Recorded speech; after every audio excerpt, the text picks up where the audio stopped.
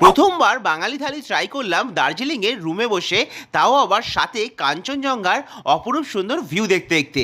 কিভাবে তাহলে গল্পটা চলো প্রথম থেকে শুরু করা যাক। প্রথমেই আমরা চেক ইন করার পর অ্যানিভার্সারি সেলিব্রেশন করেছিলাম, যার ভিডিও অলরেডি তোমাদের সাথে আমরা শেয়ার করেছি। তারপর সমস্ত লাগেজ শিফটিং করে নিয়ে ফ্রেশ হওয়ার পর কিন্তু প্রচণ্ড খিদে পেয়ে গেছিলো, তাই আর বাইরে না গিয়ে আমরা হোটেল থেকেই অর্ডার দিয়ে দিয়েছিলাম আমাদের লাঞ্চটা।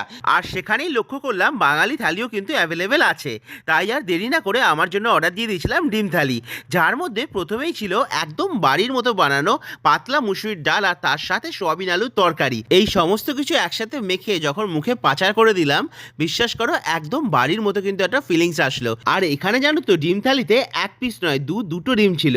যাই হোক, এইবার টেস্টের পালা।